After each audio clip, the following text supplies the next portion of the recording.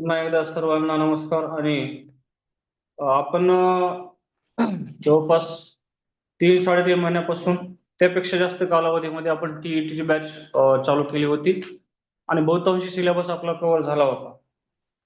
त्यामध्ये बऱ्याच जणांचं रिव्हिजन झालेलं आहे. बऱ्याच जणांना बरेचसे डाऊट्स क्लिअर झालेले आहेत.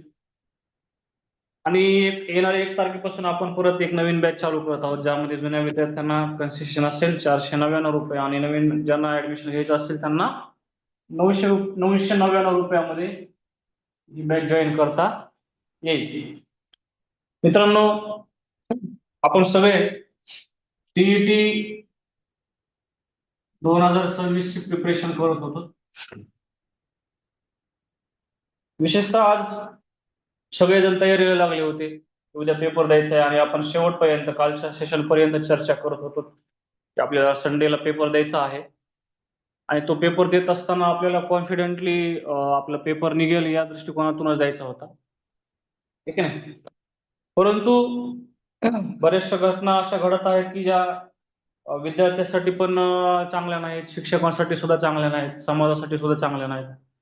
ठीक आहे, आपण फक्त निषेध किंवा आपण आपली भूमिका मांडू शकतो. आता लोकशाही आहे आणि प्रत्येकाला मत मांडण्याचा अधिकार आहे.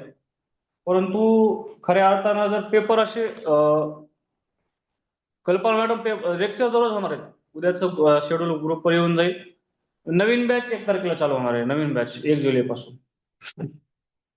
कसलाच डाऊट मनामध्ये आणू नका. ज्यावेळेस जे काही तुम्हाला डिसिजन असतील आपले ते ग्रुपवरती घेतले जातील, ते टाकले जातील ग्रुपवरती.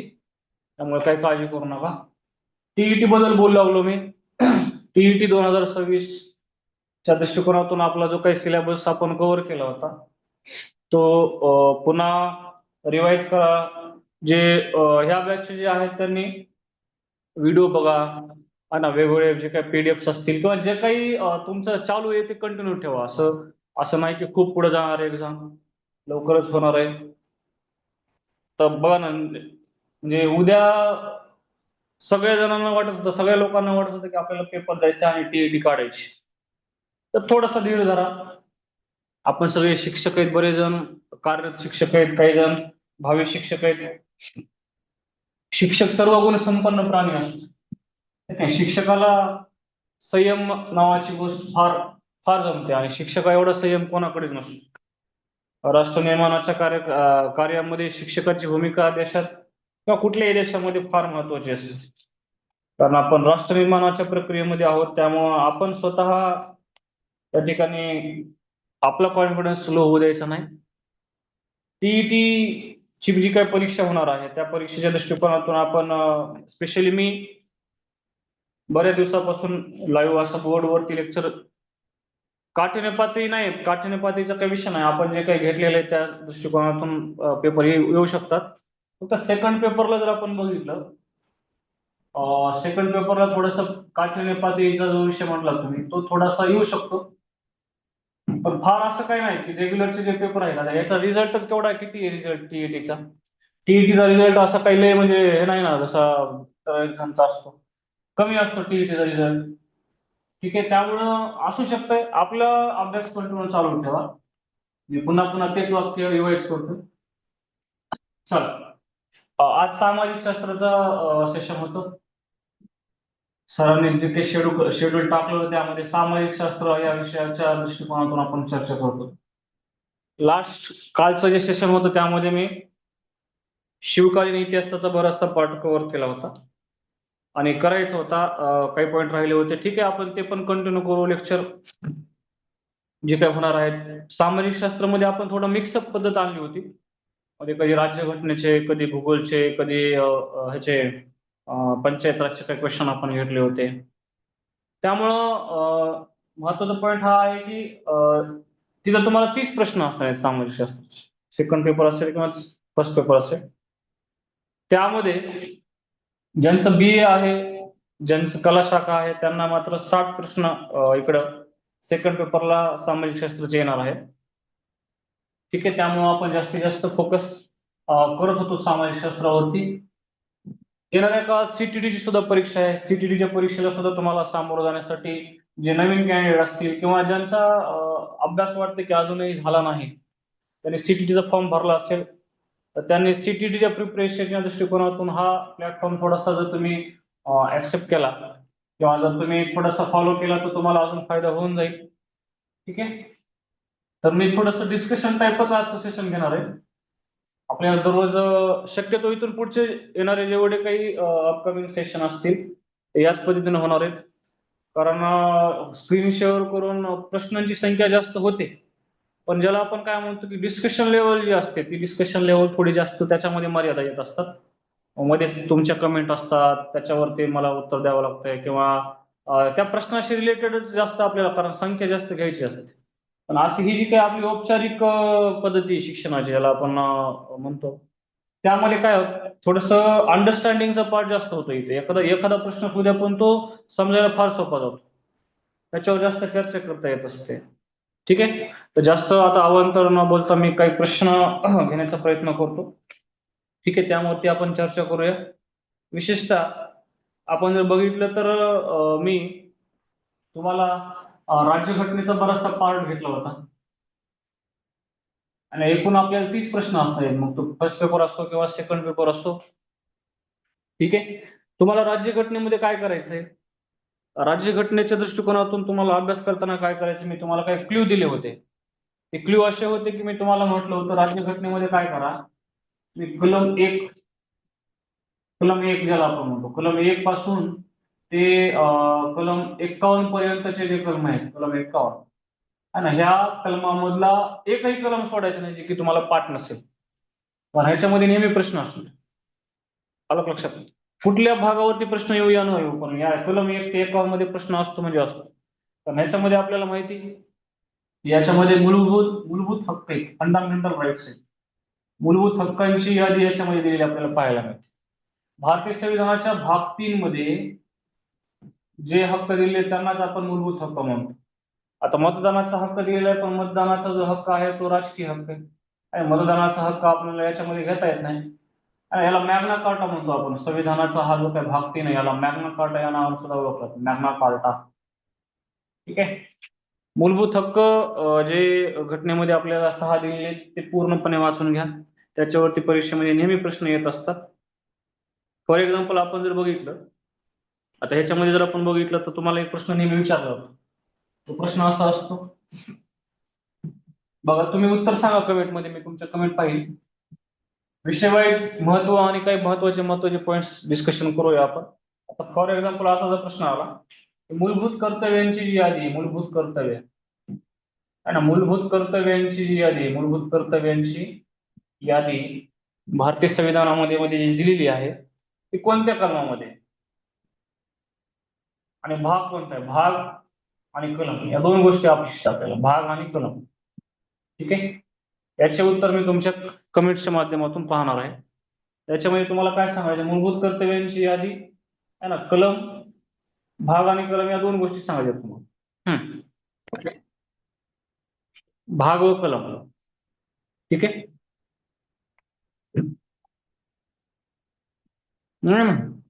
मी स्पेसिफिक एक कलम विचारले तुम्हाला आणि भाग स्पेसिफिक विचारला, कोणता भाग आहे आणि कोणता कलम आहे असं सांगायचं.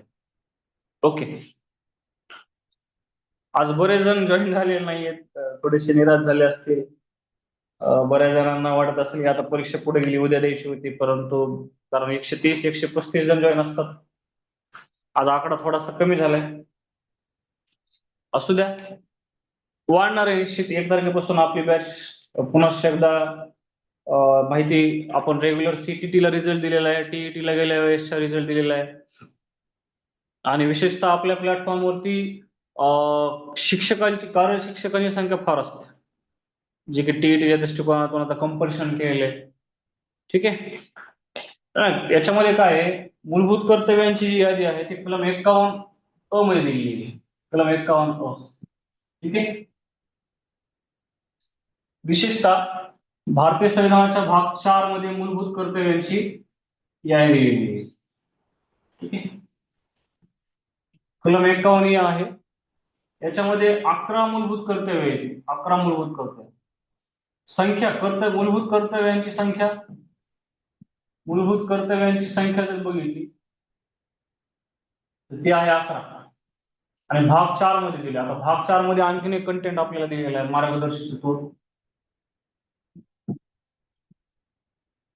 मार्गदर्शक तत्वे दिलेत ना.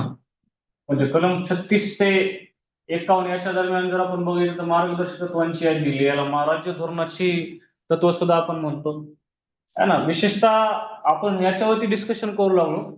मूलभूत कर्तव्यांची यादी, त्याच्यामध्ये 10 कर्तव्य होते, परंतु 11वं कर्तव्य 86 घटना दुरुस्ती, है ना. 86 घटना दुरुस्ती लक्षात ठेवायची, 86 घटना दुरुस्ती.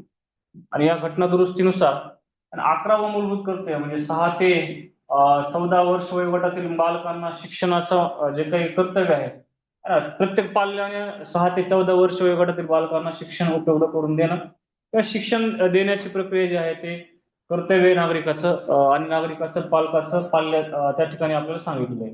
म्हणजे हे 11वं मूलभूत कर्तव्य काही टाकले तर इसवी सन 2002 ला 86 घटना दुरुस्ती 2002 ला टाकलेले, हे एक पॉईंट लक्षात ठेवा. आता विशेषतः मूलभूत कर्तव्य का टाकले गेले.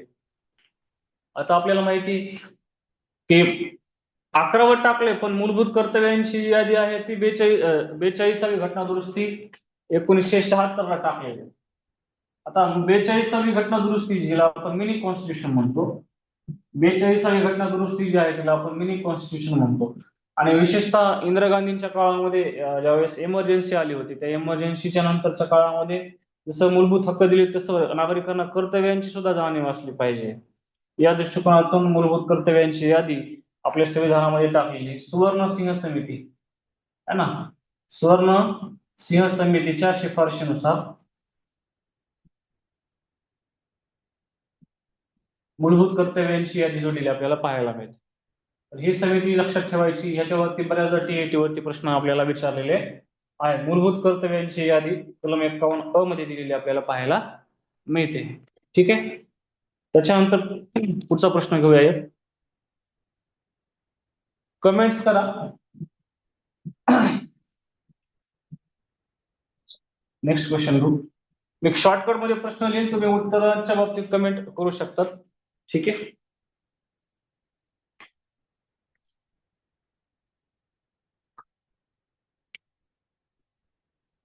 पुढील पैकी कोणती नदी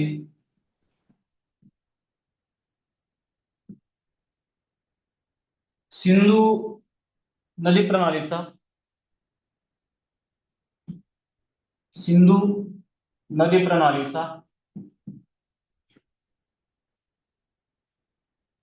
भाग नाही. याच्यामध्ये पर्याय आहेत. सतलज, रावी, झेलम, यमुना. ऑप्शन पण आहेत तुम्हाला. आता याच्यामध्ये काय थोडस, हा प्रश्न भारताच्या भूगोलाचा आहे. ठीक आहे. भारताच्या भूगोलावर आधारित हा प्रश्न आहे. सेकंड पेपर मध्ये असे प्रश्न येतात जे की डीप मध्ये, आता हा मी मुद्दाम घेतला, याच्यावर डीप जाणार आहेत आपण. मूलभूत कर्तव्यांची यादी 11 मूलभूत कर्तव्य, ठीक आहे, पाठवून देऊ आपण.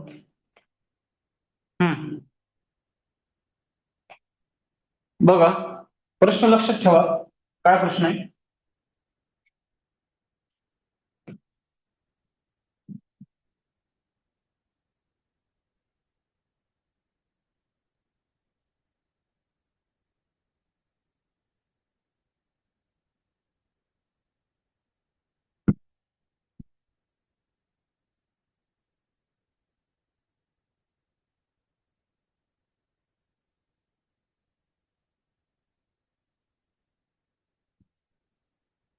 आपल्याला माहिती आहे, इथं तिबेटमध्ये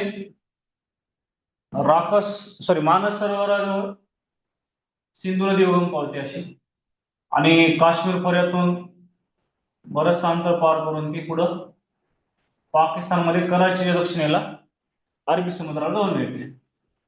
बरोबर आहे. हे आहे सिंधू. सिंधू आणि ब्रह्मपुत्रा यांच्यामध्ये फार अंतर नाही आहे, साधारणतः 100-150 किलोमीटरचं अंतर आहे. आणि ही जी ब्रह्मपुत्र आहे ती सुद्धा इथं आपल्याला पूर्व पश्चिम दिशेमध्ये वाहते. आणि सादिया ज्याला आपण म्हणतो, इथून अरुणाचल प्रदेशमधून भारतामध्ये एंट्री करते कोण, आपली ही ब्रह्मपुत्रा. तर ब्रह्मपुत्राच्या बाबतीत लक्षात ठेवा, इकडे बांगलादेशमध्ये येते पुढे ब्रह्मपुत्रा. तर ब्रह्मपुत्रेवरती नेहमी प्रश्न येतो टीईटीला, माजुली बेट. माजुली बेट हे नदी आहे, बेट आहे जे नदीमध्ये असलेलं जगातलं सगळ्यात मोठं बेट आहे, जे त्याला नाव म्हणायचं माजुली बेट, जे ब्रह्मपुत्रेच्या पात्रामध्ये आसाममध्ये आहे, आसाम राज्यात आहे. ठीक आहे. आता या प्रश्नाचं उत्तर यमुना आहे, कारण यमुनाचा आणि सिंधू खोऱ्याचा काही विषय नाहीये. यमुना ही गंगाची उपनदी आहे. आता बघा थोडस, सतलज, रावी, झेलम या तीनही नद्या सिंधूच्या उपनद्या आहेत. ठीक आहे. आपलं उत्तर यमुना आहे, म्हणजे नाही प्रणालीचा भाग, सिंधू नदी प्रणालीचा भाग कोण आहे तर यमुना नाही. ठीक आहे. मग आता इथं ही सिंधू आहे, ही ब्रह्मपुत्रा. आता इथं नाव देऊ आपण ब्रह्मपुत्रा, बरोबर आहे.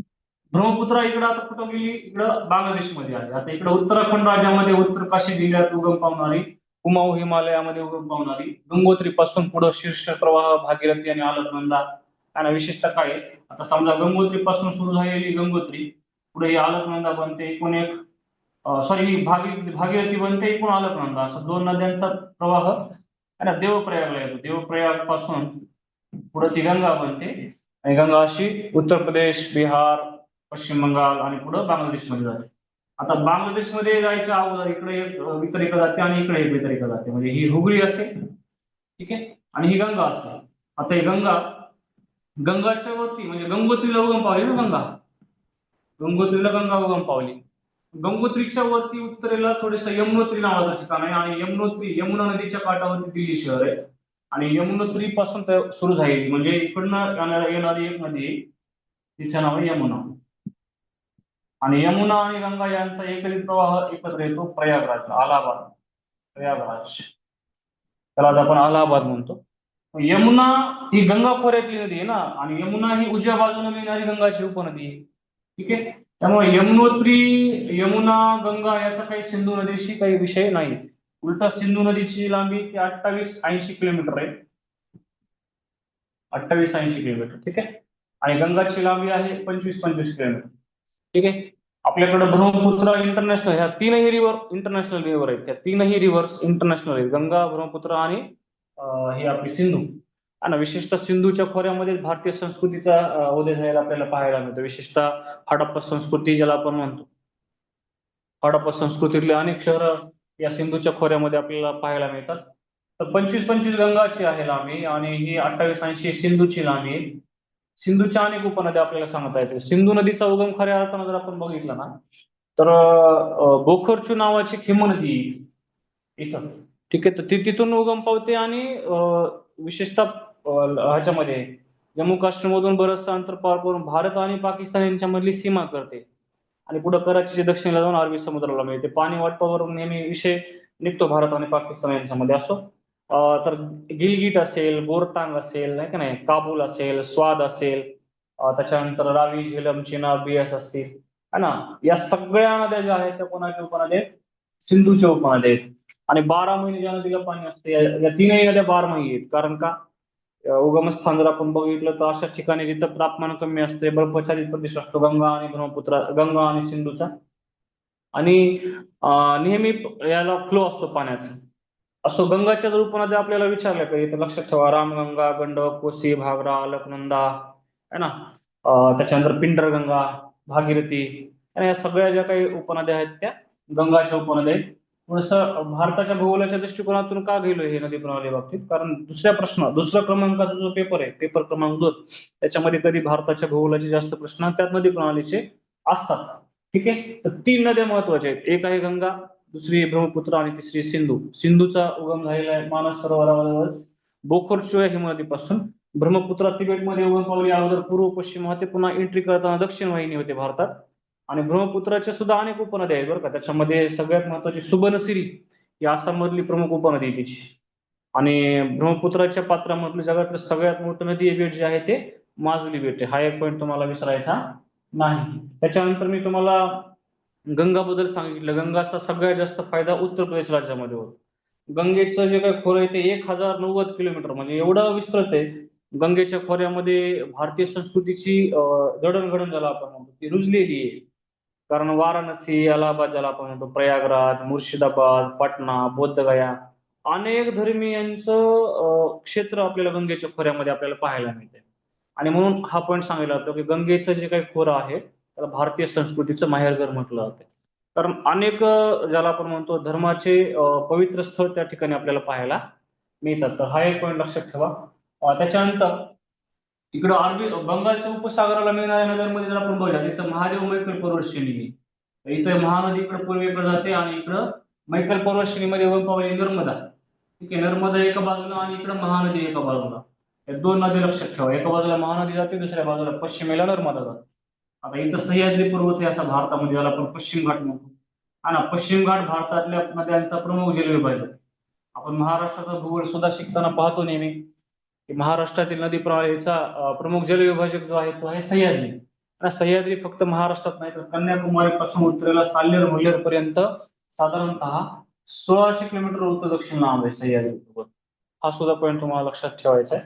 ठीक आहे, मुद्दामून डायग्राम काढून आपण थोडस सिंधू, गंगा आणि ब्रह्मपुत्रा यांचा आराखडा बघितला. या प्रश्नाचं उत्तर यमुना, कारण यमुना सिंधूच्या खोऱ्यामध्ये आढळत नाही. ठीक आहे, सो पुढचा क्वेश्चन घेऊ.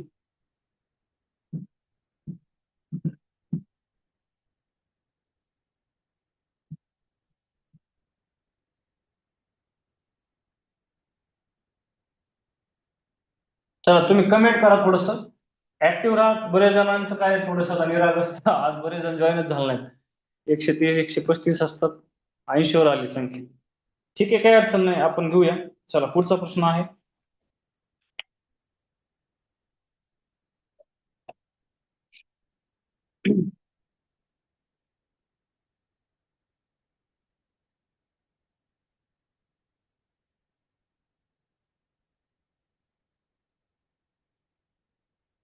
सिडबी.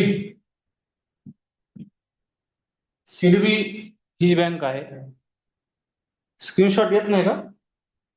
तुमच्या मोबाईलचा प्रॉब्लेम असेल सर. हा, सिडबी बँकेचे मुख्यालय कुठे आहे?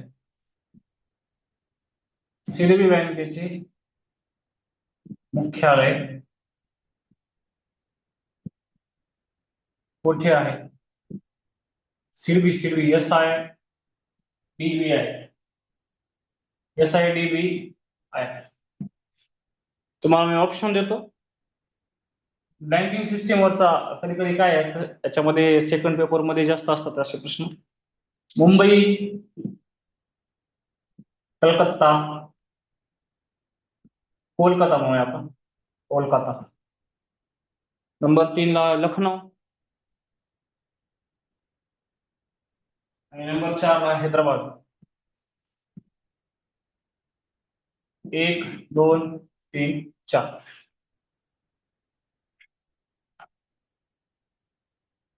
याच्यामध्ये काय आहे, SIDBI आता industrial development bank of India असं आहे, पण इथं यस लावलंय पुढे, IDBIच्या पुढे यस लावले म्हणजे स्मॉल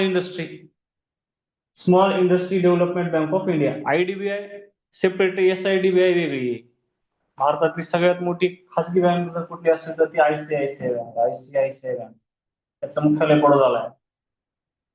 बडोदा. ICICI बँकेचं मुख्यालय कुठे? बडोदाला. बँक सिस्टीम वरती सुद्धा प्रश्न येतात बरं का. या प्रश्नाचं उत्तर कमेंट करा. सिडबी बँकेचे मुख्यालय कुठे आहे? हम्म,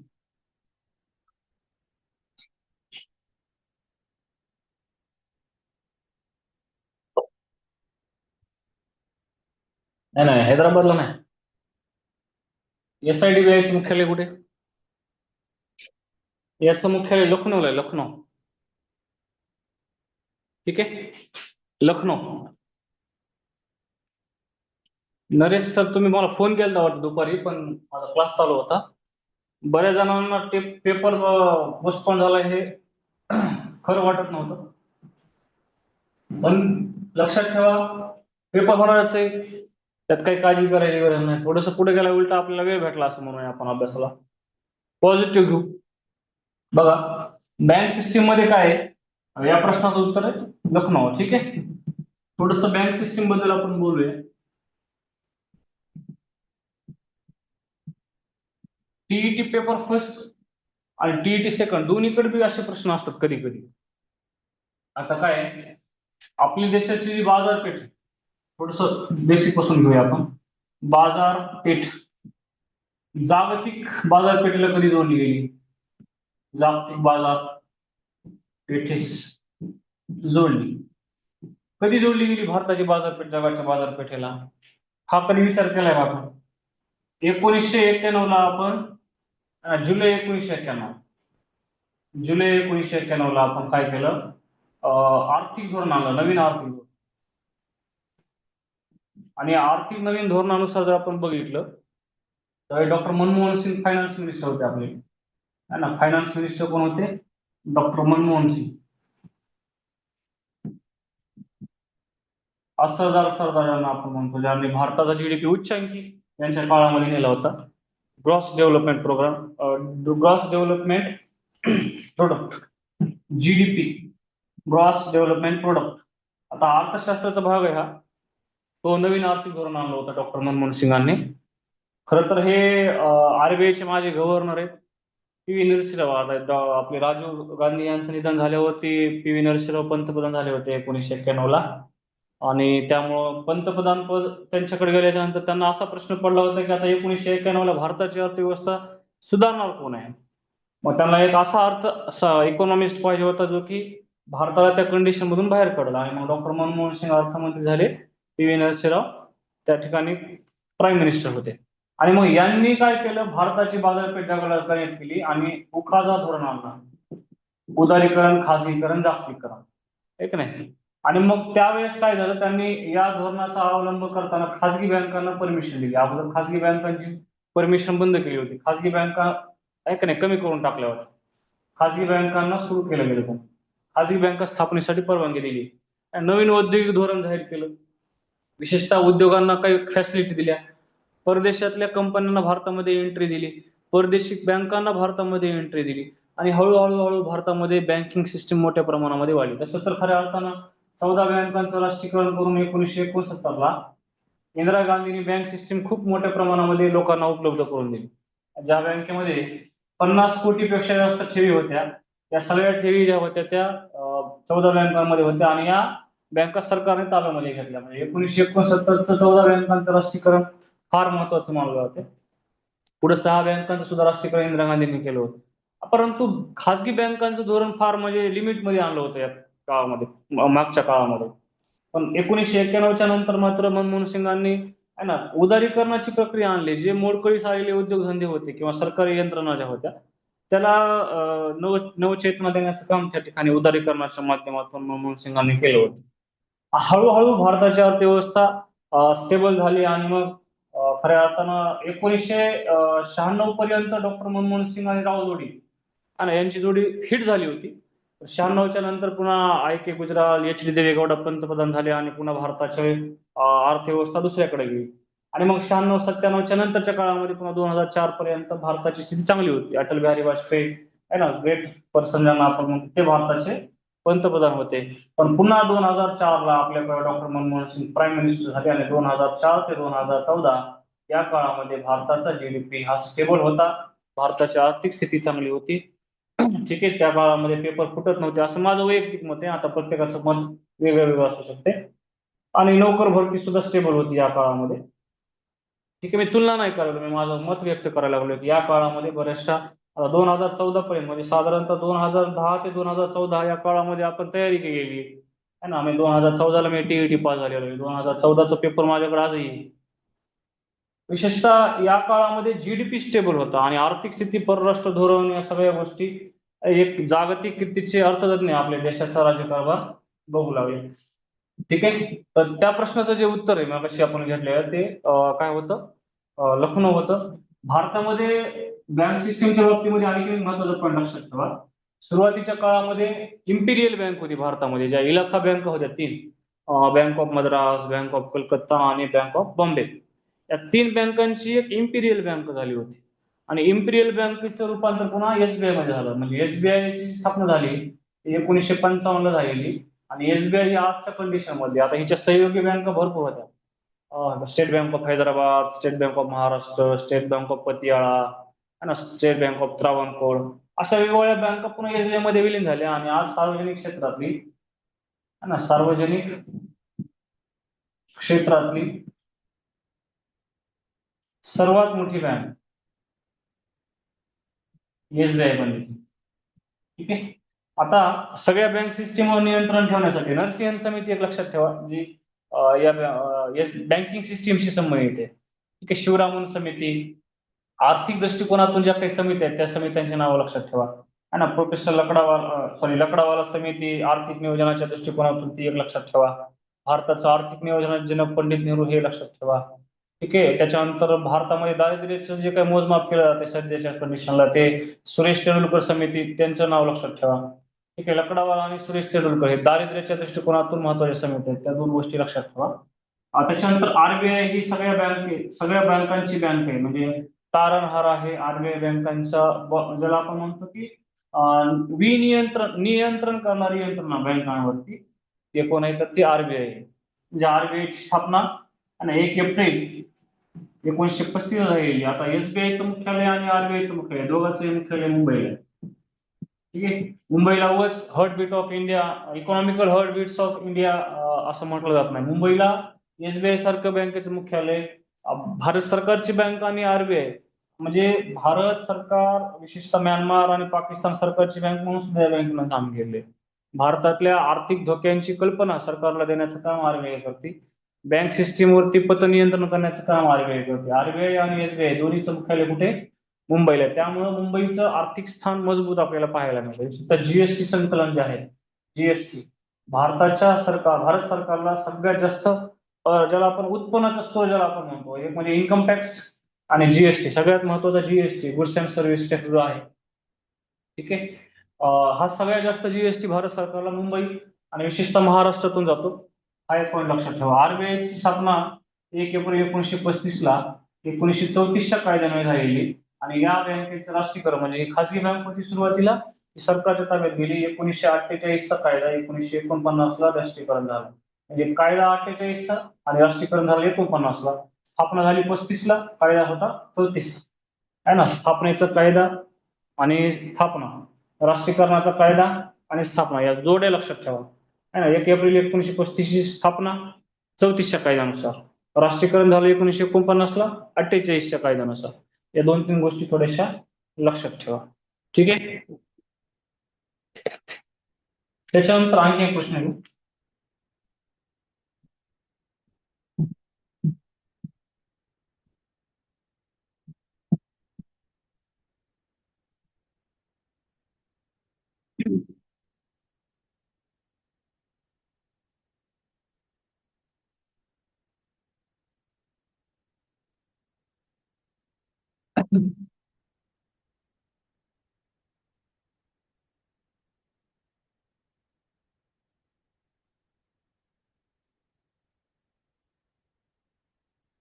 घेऊया एक प्रश्न आणखी. भारतात सर्वाधिक गाळाची मृदा आढळते आणि सुविधा दख्खनच्या पठारावर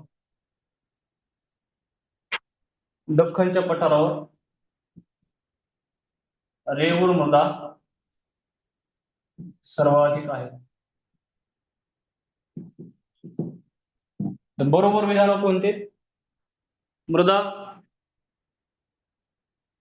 मृदाच्या बाबतीमध्ये जर आपण बघितलं तर 2 स्टेटमेंट आहेत. हे पॉईंट दोन्ही महत्वाचे आणि दोन्ही बरोबर आहेत बरं का. आता मी मुद्दामून स्टेटमेंट लिहिले अगोदर, त्यानंतर तुम्हाला सांगितलं की याच्यावर थोडीशी डिस्कशन आणि चर्चा करूया. भारतामध्ये 46% पेक्षा जास्त गाळाची मृदा आढळते. 46% जास्त. याचं कारण काय?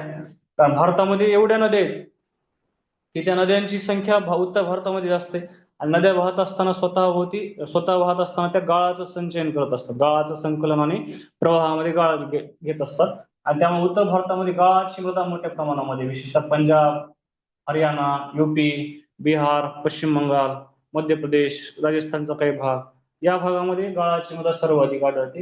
आणि भारतामध्ये सगळ्यात जास्त आढळणारी मृदा कोणती असते तर ती गाळाची मृदा आहे. त्याच्यानंतर दख्खनचं पठार ज्याला आपण म्हणतो, म्हणजे महाराष्ट्र पठार, तेलंगणा पठार, कर्नाटक पठार, या भागामध्ये बेसाल्ट खडक जास्त आढळतो, बेसाल्ट खडक. आणि बेसाल्ट खडकाच्या क्षेत्रामध्ये रेगूर मृदा जास्त संख्येने आपल्याला पाहायला मिळते. बेसाल्ट खडक म्हणजे अग्निजन्य खडकाचा प्रकार आहे. तर बेसाल्ट खडकापासून तयार झालेली जी मृदा असते तिला आपण लाव्हा सॉइल सुद्धा म्हणतो. लाव्हा सॉइल म्हणजेच रेगूर मृदा. तर या दोन्ही मृदाच्या बाबतीमध्ये दोन्ही स्टेटमेंट महत्वाचे. भारतामध्ये साधारणतः 7 ते 8 प्रकारच्या मृदा आढळतात. गाळाची मृदा, पर्वतीय मृदा है ना, भाबर, त्याच्यानंतर आपली वाळवंटी मृदा आहे, रेगूर मृदा आहे, तांबडी मृदा आहे, जांभी मृदा आहे. या सगळ्या मृदांमध्ये ही मृदा सर्वाधिक आढळते. आणि ही महाराष्ट्रात सर्वाधिक, भारतात सर्वाधिक गाळाची मृदा आढळते आणि महाराष्ट्रात सर्वाधिक रेगूर मृदा आढळते. दोन्ही महत्वाचे पॉइंट लक्षात ठेवायचे. ठीक आहे. ओके.